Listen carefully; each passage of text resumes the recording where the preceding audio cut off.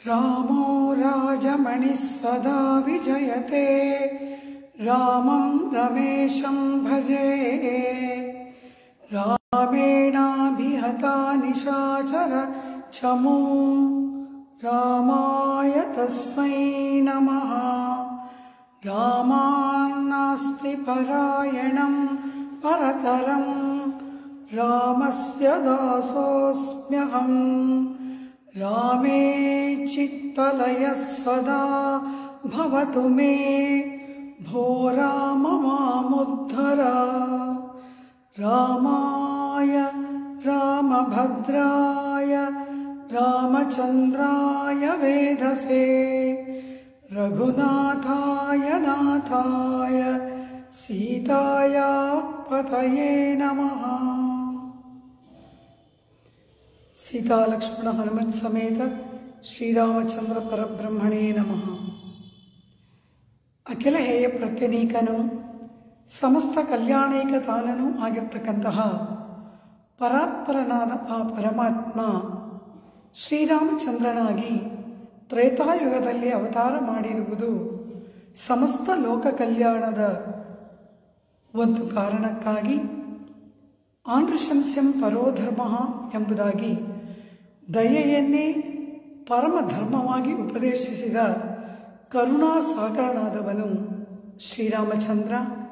ಅಂತಹ ಶ್ರೀರಾಮಚಂದ್ರನ ಚರಣಾರವಿಂದಗಳಲ್ಲಿ ಅನವರತ ಶಿರಸ್ಸನ್ನು ಸಮರ್ಪಣೆ ಮಾಡಿ ಶ್ರೀರಾಮಚಂದ್ರನ ಪರಮ ಕೃಪೆಗಾಗಿ ಪ್ರಾರ್ಥನೆ ಮಾಡುವ.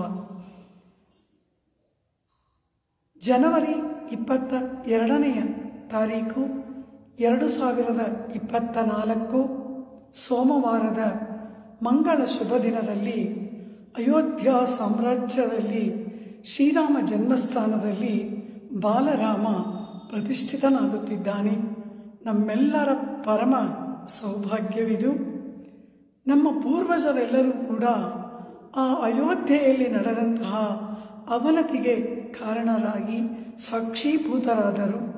ಆದರೆ ಇಂದು ನಮ್ಮ ಸೌಭಾಗ್ಯ ಆ ರಾಮ ಮಂದಿರದ ಪುನರುದ್ಧಾರಕ್ಕೆ ನಾವು ಸಾಕ್ಷಿಗಳಾಗಿ ಆ ಬಾಲರಾಮನ ದಿವ್ಯ ದರ್ಶನವನ್ನು ಪಡೆಯುವ ಭಾಗ್ಯವನ್ನು ನಾವು ಪಡೆಯುತ್ತಿದ್ದೇವೆ.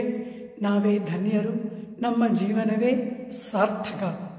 ಅಯೋಧ್ಯೆಯಲ್ಲಿ ಪ್ರತಿಷ್ಠಾಪನೆಗೊಳ್ಳುತ್ತಿರತಕ್ಕಂತಹ ಶ್ರೀರಾಮಚಂದ್ರನ ಆ ಭವ್ಯವಾದ ಮೂರ್ತಿ ಅದ್ಭುತವಾದ ಒಂದು ಸಂದೇಶವನ್ನು ತನ್ನ ದಿವ್ಯಮಂಗಳ ವಿಗ್ರಹದಲ್ಲಿಯೇ ಸಾರುತ್ತಿರುವುದು ನಿಜಕ್ಕೂ ಅಪೂರ್ವವಾಗಿರ್ತಕ್ಕಂತಹ ರಾಮಾನುಗ್ರಹವಾಗಿದೆ. ಅಲ್ಲಿ ಕಮಲ ಪೀಠದ ಮೇಲೆ ಧನುರ್ಬಾಣಗಳನ್ನು ಧರಿಸಿ ಅತ್ಯಂತ ಹಸನ್ಮುಖನಾಗಿ ಮಂದಸ್ಮಿತವನ್ನು ಸೂಸುತ್ತಾ ಬಾಲರಾಮ ಮುದ್ದಾಗಿ ವಿರಾಜಮಾನನಾಗಿದ್ದಾನೆ. ಈ ರಾಮನ ಮಂದಸ್ಮಿತ, ರಾಮನ ಆ ಕೈಗಳಲ್ಲಿರುವ ಧನುರ್ಬಾಣಗಳು, ಶ್ರೀರಾಮಚಂದ್ರ ತಾವರೆ ಹೂವಿನ ಮೇಲೆ ನ್ಯಾಸಗೊಳಿಸಿದ ಪವಿತ್ರ ಪಾದಗಳು, ಇವೆಲ್ಲವೂ ಕೂಡ ಎಂತಹ ಅದ್ಭುತವಾದ ಸಂದೇಶವನ್ನು ಸಾರುತ್ತಾ ಶ್ರೀಕೃಷ್ಣ ಪರಮಾತ್ಮ ಭಗವದ್ಗೀತೆಯಲ್ಲಿ ತಿಳಿಸಿದಂತಹ ತನ್ನ ಅವತಾರದ ಕಾರಣವನ್ನು ಮೂರ್ತೀಭವಿಸಿದಂತೆ ಭಾಸಮಾನವಾಗುತ್ತದೆ. ಕೃಷ್ಣ ಪರಮಾತ್ಮ ಭಗವದ್ಗೀತೆಯಲ್ಲಿ ನುಡಿದಂತಹ ತನ್ನ ಅವತಾರದ 3 ಕಾರಣಗಳನ್ನು ಅಯೋಧ್ಯೆಯಲ್ಲಿ ಪ್ರತಿಷ್ಠಾಪನೆಗೊಳ್ಳುತ್ತಿರುವ ಶ್ರೀರಾಮಚಂದ್ರ ಮೂರ್ತಿ ಸಾಕಾರಗೊಳಿಸುತ್ತಿದ್ದಾನೋ ಎಂಬಂತೆ ಆ ರಾಮನ ಮೂರ್ತಿ ವಿರಾಜಮಾನವಾಗಿದೆ. ಪರಿತ್ರಾಣಾಯ ಸಾಧೂನಾಂ ವಿನಾಶಾಯ ಚ ದುಷ್ಟತಾಂ ಧರ್ಮ ಸಂಸ್ಥಾಪನಾರ್ಥಾಯ ಸಂಭವಾಮಿ ಯುಗೇ ಯುಗೇ ಎಂಬುದು ಶ್ರೀಕೃಷ್ಣ ಪರಮಾತ್ಮ ಪಾರ್ಥ ಸಾರಥಿಯಾಗಿ ಕುರುಕ್ಷೇತ್ರ ಸಮರಾಂಗಣದಲ್ಲಿ ಅರ್ಜುನನಿಗೆ ತಿಳಿಸಿದಂತಹ ತನ್ನ ಅವತಾರ ರಹಸ್ಯ. ಅಂತಹ ಆ ಅವತಾರ ರಹಸ್ಯವನ್ನು ಮೂರ್ತಿಗೊಳಿಸಿದಂತಿದ್ದಾನೆ ನಮ್ಮ ಅಯೋಧ್ಯೆಯ ಬಾಲರಾಮ. ಪರಮಾತ್ಮ ಕೃಷ್ಣ ಸಾಧು ಪರಿತ್ರಾಣ, ದುಷ್ಟ ಶಿಕ್ಷಣ, ಧರ್ಮ ಸಂಸ್ಥಾಪನವನ್ನು ತನ್ನ ಅವತಾರಗಳ 3 ಪ್ರಧಾನ ಕಾರಣವಾಗಿ ನಿರೂಪಣೆ ಮಾಡಿದ. ಅದರಲ್ಲಿ ಬಾಲರಾಮನ ಆ ತುಟಿಗಳ ಮೇಲೆ ಇರ್ತಕ್ಕಂತಹ ಶುಚಿಸ್ಮಿತ ನಿರ್ವ್ಯಾಜ ಮಂದಸ್ಮಿತಂ ಎಂಬ ಕಾರಣದಿಂದ ಯಾವುದಕ್ಕಾಗಿ ಆ ಬಾಲರಾಮ ಮುಗುಳ್ನಗುತ್ತಿದ್ದಾನೆ? ಅವನ ತುಟಿಗಳ ಮೇಲೆ ಆ ಮುಗುಳ್ನಗು ಮೂಡಿದೆಯಲ್ಲ, ಅದಕ್ಕೆ ಏನು ಕಾರಣ ಎಂಬುದನ್ನು ಯಾರೂ ಅರಿಯರು. ಆ ಒಂದು ನಿರ್ವ್ಯಾಜ ಮಂದಸ್ಮಿತ ಯಾವುದನ್ನು ಕಂಡು, ಏನನ್ನು ನೋಡಿ, ಯಾವ ಆನಂದದಿಂದ, ಯಾವ ಸಂತೋಷಕ್ಕಾಗಿ ಮುದ್ದು ರಾಮನ ತುಟಿಗಳ ಮೇಲೆ ಶುಚಿಸ್ಮಿತ ಮೂಡಿದೆಯೋ ಅದು ಸಾಧು ಪರಿತ್ರಾಣದ ಸಂಕೇತ.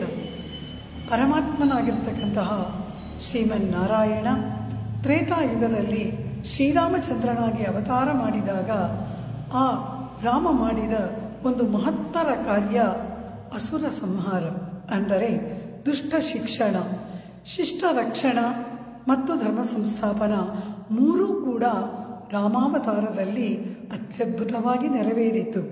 ಪರಮಾತ್ಮ ಯಾವ ಕಾರಣಕ್ಕಾಗಿ ಶ್ರೀರಾಮಚಂದ್ರನಾಗಿ ಅವತಾರ ಮಾಡಿದನೋ ಆ ಮೂರೂ ಕಾರ್ಯಗಳನ್ನು ಶ್ರೀರಾಮಚಂದ್ರ ಅತ್ಯಂತ ಯಶಸ್ವಿಯಾಗಿ ನೆರವೇರಿಸಿ ಸಮಸ್ತ ಜಗತ್ತಿಗೂ ಕೂಡ ಮಂಗಳವನ್ನು ಉಂಟು ಮಾಡಿದ. ಅದರಲ್ಲಿ ಸಾಧು ಪರಿತ್ರಾಣದ ಸಂಕೇತವಾಗಿ ಮೂಡಿರುವುದೇ ಬಾಲರಾಮನ ಆ ಮುದ್ದಾದ ತುಟಿಗಳ ಮೇಲೆ ಇರ್ತಕ್ಕಂತಹ ಶುಚಿಸ್ಮಿತ ಮಂದಸ್ಮಿತ ಮುಗುಳ್ನಗೆ.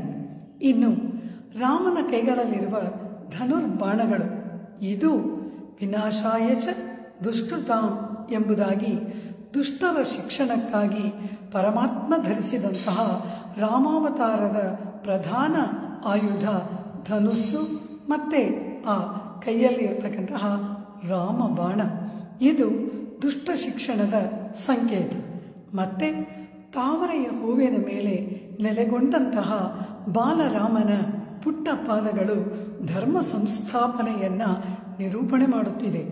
ಜಗತ್ತಿನಲ್ಲಿ ಇರ್ತಕ್ಕಂತಹ ಸಮಸ್ತ ಚೇತನರ ಈ ಹೃದಯದಲ್ಲಿ, ಅಂದರೆ ಚೇತನವನ್ನು ಧರಿಸಿದಂತಹ ಈ ಶರೀರದಲ್ಲಿ ಇರ್ತಕ್ಕಂತಹ ಎಲ್ಲರ ಹೃದಯ ಕಮಲಗಳಲ್ಲಿ ಸ್ವತಃ ರಾಮೋ ವಿಗ್ರಹವಾನ್ ಧರ್ಮ ಎಂಬತಕ್ಕಂತಹ ಸ್ವತಃ ಸಾಕ್ಷಾತ್ ಧರ್ಮಸ್ವರೂಪಿಯಾಗಿರ್ತಕ್ಕಂತಹ ರಾಮ ತಾನೇ ನೆಲೆ ನಿಂತಿರತಕ್ಕಂತಹ ಸಂಕೇತವಾಗಿ ತಾವರೆಯ ಪೀಠದ ಮೇಲೆ ಬಾಲರಾಮನ ಪಾದಗಳು ವಿರಾಜಮಾನವಾಗಿದೆ. ಅಂದರೆ ರಾಮನ ಮಂದಸ್ಮಿತ ಸಾಧು ಪರಿತ್ರಾಣದ ಸಂಕೇತ, ಕೈಯಲ್ಲಿರುವ ಧನುರ್ಬಾಣಗಳು ದುಷ್ಟ ಶಿಕ್ಷಣದ ಸಂಕೇತ, ತಾವರೆಯ ಮೇಲೆ ವಿರಾಜಮಾನವಾಗಿರ್ತಕ್ಕಂತಹ ಆ ಪುಟ್ಟ ಪಾದಗಳು ಎಲ್ಲರ ಹೃದಯ ಕಮಲದಲ್ಲಿ ನೆಲೆಗೊಂಡ ಸಾಕ್ಷಾತ್ ಧರ್ಮವಾದ ಶ್ರೀರಾಮಚಂದ್ರನ ಸಂಸ್ಥಾಪನೆಯ ಒಂದು ಸಂಕೇತ. ಹೀಗೆ ಕೃಷ್ಣ ಪರಮಾತ್ಮ ಗೀತೆಯಲ್ಲಿ ನಮಗೆ ಉಪದೇಶ ಮಾಡಿದಂತಹ ತನ್ನ ಅವತಾರದ ಕಾರಣಗಳನ್ನು ಬಾಲರಾಮ ತನ್ನ ದಿವ್ಯಮಂಗಳ ವಿಗ್ರಹದಲ್ಲಿಯೇ ನಿರೂಪಣೆ ಮಾಡುತ್ತಾ ಅಯೋಧ್ಯೆಯಲ್ಲಿ ನೆಲೆಗೊಳ್ಳುತ್ತಿದ್ದಾನೆ. ಇದು ನಮ್ಮೆಲ್ಲರ ಪರಮ ಸೌಭಾಗ್ಯ. ಹಾಗೆ ಕೃಷ್ಣ ಪರಮಾತ್ಮನ ಅವತಾರದ ಕಾರಣಗಳನ್ನು ಅನವರತ ಸ್ಮರಿಸುತ್ತಾ ಬಾಲರಾಮ ನಮ್ಮ ಕಾಲದಲ್ಲಿ ನಾವು ಆ ರಾಮನನ್ನು ದರ್ಶನ ಮಾಡುವಂತಹ ಮಹತ್ತರ ಭಾಗ್ಯವನ್ನು ಕರುಣಿಸುತ್ತಾ ಅಯೋಧ್ಯೆಯಲ್ಲಿ ಪ್ರತಿಷ್ಠಾಪನೆಗೊಳ್ಳುತ್ತಿರುವ ಆ ರಾಮನಿಗೆ ಮಂಗಳ ಮಂಗಳ ಮಂಗಳ. ಇಂತಹ ಆ ರಾಮನಿಗೆ ಮಂಗಳ ಹಾಡ್ತಕ್ಕಂತಹ ಮಹಾಭಾಗ್ಯ ನಮಗೆ ದೊರೆತದ್ದು ಬಹುಶಃ ರಾಮನ ವನವಾಸ ಕಾಲದಲ್ಲಿ. ರಾಮ ಅಯೋಧ್ಯೆಯಿಂದ ಲಂಕಾನಗರದವರೆಗೂ ಪಾದಯಾತ್ರೆ ಮಾಡಿದ ಸಂದರ್ಭದಲ್ಲಿ ಯಾವುದೋ ಒಂದು ತೃಣವೋ ಅಥವಾ ಒಂದು ಮಣ್ಣಿನ ಕಣವೋ ಅಥವಾ ರಾಮ ಸಂಚಾರ ಮಾಡಿದ ಸಮುದ್ರ ತೀರದ ಒಂದು ಮರಳಿನ ಕಣವೋ ಆಗಿ ನಾವೆಲ್ಲರೂ ಕೂಡ ರಾಮ ಪಾದ ಸ್ಪರ್ಶವನ್ನು ಪಡೆದ ಭಾಗ್ಯವೋ ಏನೋ.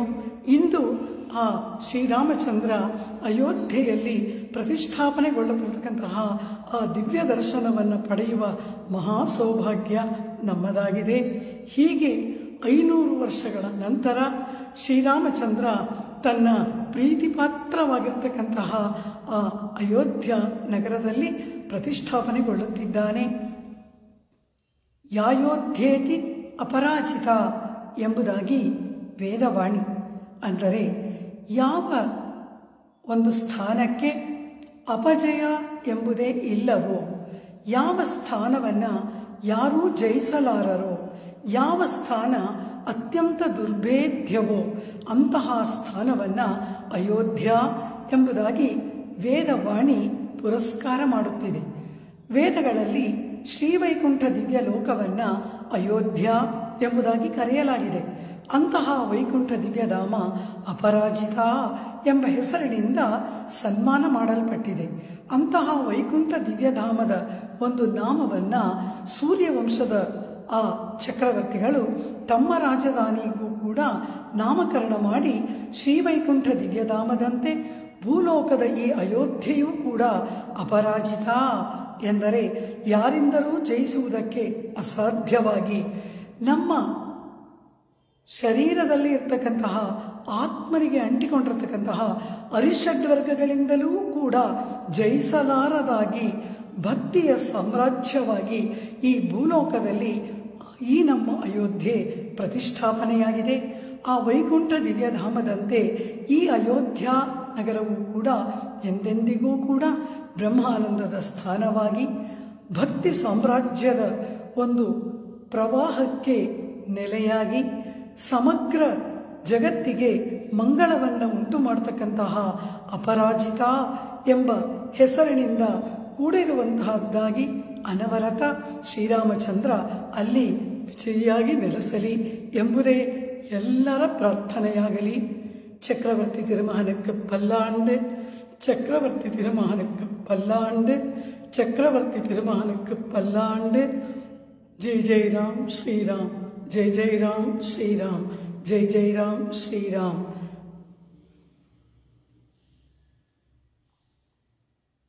ಮಂಗಳಂ ಕೋಸಲೇಂದ್ರಾಯ ಮಹನೀಯ ಗುಣಾಬ್ಧಯೇ ಚಕ್ರವರ್ತಿ ತನೂಜಾಯ ಸಾರ್ವಭೌಮಾಯ ಮಂಗಳಂ. ಸೀತಾ ಲಕ್ಷ್ಮಣ ಹನುಮತ್ ಸಮೇತ ಶ್ರೀರಾಮಚಂದ್ರ ಪರಬ್ರಹ್ಮಣೇ ನಮಃ.